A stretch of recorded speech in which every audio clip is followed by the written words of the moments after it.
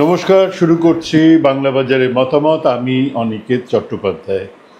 আমরা এই অনুষ্ঠানে দুটো তিনটে খবর দিয়ে থাকি, আমাদের মতামত, আপনারাও আপনাদের মতামত দিতে পারেন। আমাদের প্রথম বিষয়, অমর্ত্য সেন মনে করেন মমতা বন্দ্যোপাধ্যায় দেশের প্রধানমন্ত্রী হতেই পারেন। এটা তিনি লোকসভা নির্বাচনের বেশ কিছুদিন আগেই বলেছিলেন।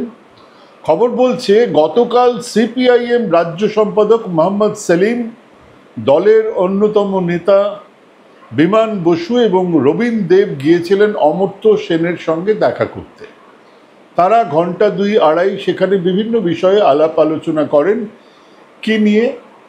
What is to be done, রাজনীতি, বামপন্থা, সমস্যা আর সমাধানের রাস্তা। এবং আমার খবরের সূত্র বলছে অবশ্যই Jyoti Basu centre for social studies and রিসার্চে অমর্ত্য সেনের গাইডেন্স পাওয়ার জন্য তারা ওখানে গিয়েছিলেন। নির্দিষ্ট কিছু প্রস্তাবও ছিল যা বিবেচনা করে দেখবেন বলে অমর্ত্য সেন জানিয়েছেন। তার মাপের মানুষ মুখের ওপরেই না বলে দেবেন তো হয় না, বলেছেন বিবেচনা করে দেখবেন। কিন্তু এই সুযোগে আজকের বাংলার রাজনীতির পরিপ্রেক্ষিতে অমর্ত্য সেন যা ভাবেন, যা ভাবছেন, সেটা নিয়ে দুটো কথা না বললে এই বিষয় শেষ করা যাবে না। গত জাতীয় নির্বাচন ছিল আমাদের দেশের এক অন্যতম রাজনৈতিক অধ্যায়, যা আগামী দিনগুলোতে, আগামী কয়েক দশকে দেশের রাজনীতির একটা বাঁক বলা যেতে পারে। এক ডাইনে মোড় শুরু হয়েছিল সেই 1992 বাবরি মসজিদ ভাঙার পরে। সব কিছুই অনিবার্যভাবে ডান দিকেই ঘুরছিল। দুটো ইউপিএ সরকার হয়েছিল বটে, কিন্তু রাজনীতিতে দক্ষিণপন্থার উত্থান জারি ছিল। তা আরও গতি পায় 2014-তে এবং 2019-এ এক উচ্চতায় যায়, যার পরে মনে হচ্ছিল সংবিধান ইত্যাদির যে মূল ধারণা তা হয়তো ভেঙে চুরমার হয়ে যাবে। সেই সময়ে দাঁড়িয়ে এই অমর্ত্য সেন কয়েকটা খুব জরুরি কথা বলেছিলেন আঞ্চলিক দলগুলো বিজেপিকে হারাতে এক বিরাট ভূমিকা নেবে, তারাই বিজেপিকে হারাতে পারে এবং মমতা ব্যানার্জি সেই জোটের প্রধানমন্ত্রী হতে পারেন। এটা খুব পরিষ্কার যে তার সেই ক্ষমতা আছে, বলেছিলেন অমর্ত্য সেন। কিন্তু গোষ্ঠীদ্বন্দ্বে জর্জরিত বিরোধী শক্তিকে তিনি নেতৃত্ব দিতে পারবেন কিনা তা অবশ্য আমার জানা নেই। এটাও অমর্ত্যবাবুর কথা। বিজেপির এই হিন্দু ধারণার বিরুদ্ধে বিকল্প শক্তি গড়ে ওঠা উচিত। অমর্ত্য সেন সেদিন বাংলার তৃণমূল কংগ্রেস, তামিলনাড়ুর ডিএমকে আর উত্তরপ্রদেশের সমাজবাদী দলের কথা বলেছিলেন। লোকসভা নির্বাচনের বছরখানেক আগেও তিনি এই কথাগুলো বলেছিলেন। তখন বিরোধী জোটের সলতে পাকানো শুরু হয়েছিল। এই কথাগুলো তিনি গোপনে বলেননি। এই কথাগুলো বলার সময় তিনি কংগ্রেস নিয়ে তার হতাশার কথা বলেছিলেন। কিন্তু অদ্ভুতভাবেই প্রায় বামপন্থী হিসেবে চিহ্নিত অমর্ত্য সেন একবারের জন্যও দেশের কমিউনিস্ট পার্টির নামও নেননি। উল্টে তাদের সেই কোট আনকোট চটি পিসি মমতা বন্দ্যোপাধ্যায়কে দেশের প্রধানমন্ত্রী হতেই পারেন বলে মন্তব্য করেছিলেন। তো বৃহস্পতিবার সন্ধ্যের আলোচনায় কমরেড সেলিম বা বিমান বসু একবারও কি ডক্টর অমর্ত্য সেনকে জিজ্ঞেস করেছিলেন তাদের মতে যিনি এই বাংলাতে বিজেপির বি টিম, সেই তৃণমূল নেত্রীকে কেন বিজেপি বিরোধী জোটের সরকারের প্রধানমন্ত্রী হিসেবে দেখেছিলেন ডক্টর অমর্ত্য সেন? 2.5 ঘন্টা বরবাদ করতে হতো না, কেবল এই একটা প্রশ্নের উত্তর আর আলোচনা নিয়ে আধ ঘন্টা কথা বললেও কমরেড সেলিমের দিমাগ কি বাত্তি জ্বলে যেত। তিনি বুঝতে পারতেন তার দলের ওই গোড়ায় গণ্ডগোলের কথাবার্তাগুলো। আমরা নিশ্চিত উনি এবং ওরা সেসব আলোচনা করার মতো বুকের পাটা রাখেন না। ওই Jyoti Basu centre for social studies and রিসার্চের কোনো এক জায়গাতে অমর্ত্য সেনকে জুড়ে নিতে পারলে আম্মাদের সঙ্গে ছিলেন গোছের একটা কিছু বলার চেষ্টা করতেন কমরেড সেলিম। এই মাত্র অমর্ত্য সেন এবং বাংলার মানুষ সেটা বোঝেন।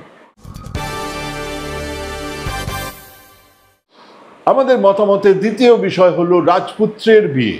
খরচ 5,000 কোটি। হ্যাঁ, 7 মাস আগে শুরু হয়েছিল এই বিয়ে festival. Covid wave 1, wave 2, wave 3-এর মতনেও চলেছে 7 মাস ধরে। সাকুল্যে খরচ 5,000 কোটি টাকা মাত্র। এরকম বালগার ওয়েলথ এক্সিবিশন পৃথিবীর আর কোথাও আছে? নেই। থাকাটা সম্ভবই না। মুম্বাইয়ের এক বিশাল এলাকা পুলিশে ঘেরাটোপে, কি না অনন্ত রাধিকার বিয়ে হচ্ছে। দেশের এয়ারফোর্স যদি বিয়ের অতিথিদের প্লেন নামানোর দায়িত্ব নিয়ে ব্যস্ত থাকে, তাহলে মুম্বাই পুলিশকে আর দোষ কেন দেব?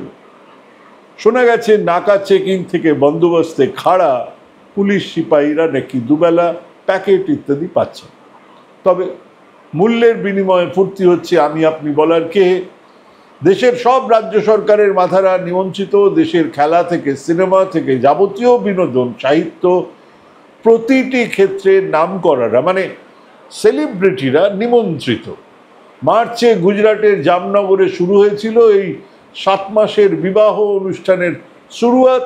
সেদিন যা হয়েছে তাকে এক মহাযজ্ঞ বললেও কম বলা হবে। শাহরুখ খান, সলমান খান, রণবীর সিং, দীপিকা পাদুকোন, মেটার CEO Zuckerberg, Mark Zuckerberg, pop singer Rihanna, তারা ছিলেন গৌতম আদানি, কুমার মঙ্গলম বিড়লা, কাতারের প্রধানমন্ত্রী, ভুটানের রাজারানী, সুইডেন, কানাডার প্রাক্তন রাষ্ট্রপ্রধানেরা, যেন গ্লোবাল সামিট।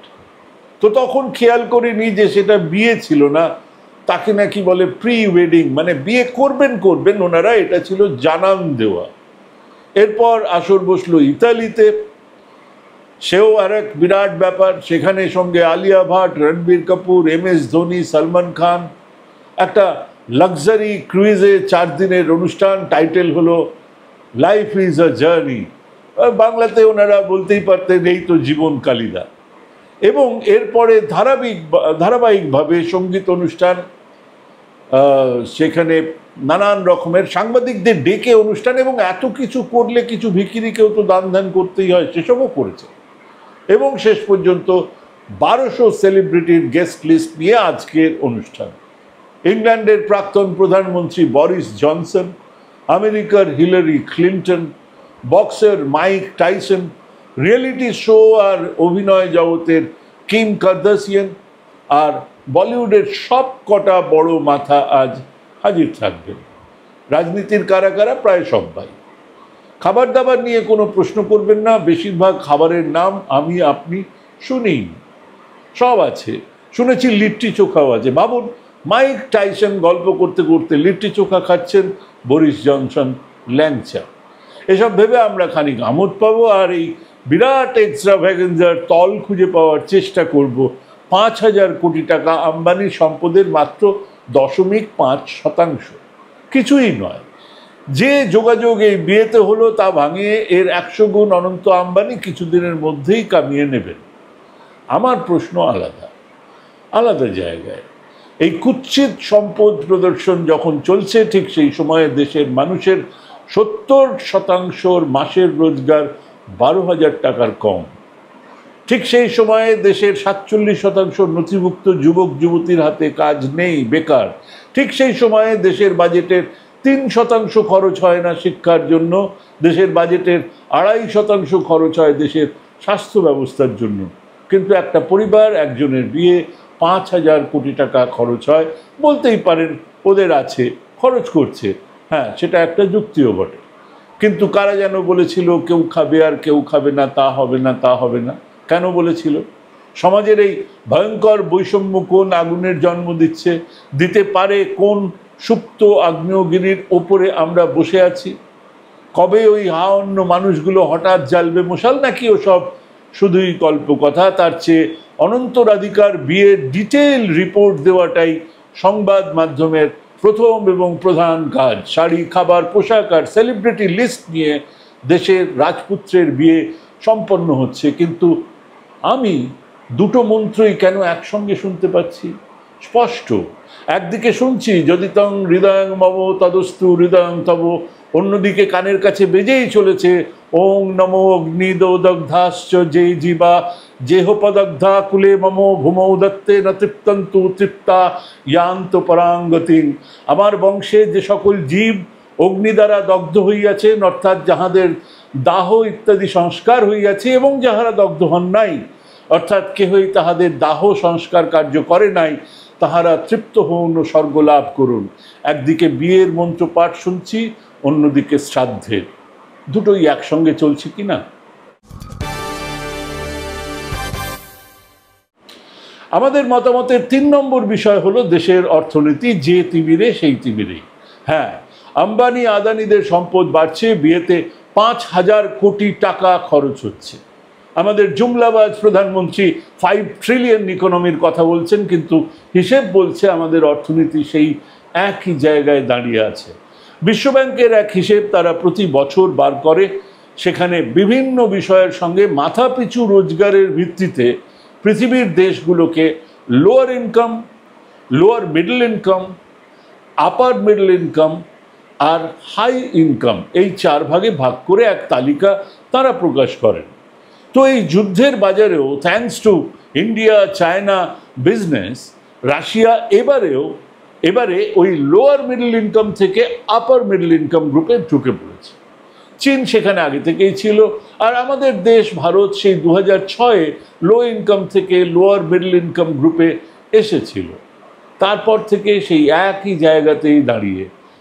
জায়গাতেই রয়েছে বাংলাদেশ, পাকিস্তান, নেপাল, শ্রীলঙ্কা, মায়ানমার, অথচ আমরা নাকি পৃথিবীর 4র্থ বড় অর্থনীতি, আর কয়েক বছরের মধ্যে নাকি 3 নম্বরে যাব। এই বাওয়ালটা মাঝে মধ্যেই আমাদের প্রধানমন্ত্রী দিয়ে থাকেন। এন্টায়ার পলিটিক্যাল সায়েন্স পাশ করা প্রধানমন্ত্রী, হয় এটা উনি বোঝেন না, না হলে বুঝে শুনেই ভাট বকেন। সোজা বাংলায় বোঝানো যাক, ধরুন আমরা 10 জন মানুষ, আমাদের 5 জনের রোজগার মাথাপিছু 1 টাকা, আমাদের 2 জনের রোজগার 3 টাকা, একজনের 80 টাকা আর একজনের 10,000 টাকা, কিন্তু যোগ করলে আমাদের 10 জনের মোট রোজগার 10,091 টাকা। অন্যদিকে ধরুন আরও 10 জন আছেন যাদের 5 জনের রোজগার 80 টাকা করে, 3 জনের রোজগার 700 টাকা করে আর 2 জনের রোজগার 2,000 টাকা করে, তাহলে তাদের মোট রোজগার দাঁড়াবে 6,500 টাকা। মানে ওরা ওই প্রথম 10-এর থেকে অনেকটাই পিছিয়ে, কিন্তু ওরা ওই প্রথম 10-এর থেকে অনেক বেশি সমৃদ্ধ, তার কারণ তাদের মাথাপিছু রোজগার অনেক বেশি। মোদিজির বাওয়ালটা এখানেই। উনি মুকেশ আম্বানি, গৌতম আদানি আর দেশের কিছু বড় লোকেদের সম্পদ জুড়ে 5 ট্রিলিয়ন ইকোনমির কথা বলছেন, কিন্তু মাথাপিছু রোজগার, হ্যাঁ, দেশের 70% মানুষের 12,000 টাকারও কম। মানে ওই বিকাশ আর উন্নয়নের নামে যা চলছে তা হলো 100% বিশুদ্ধ বাওয়াল, মিথ্যে, ধোঁকাবাজি। নমস্কার।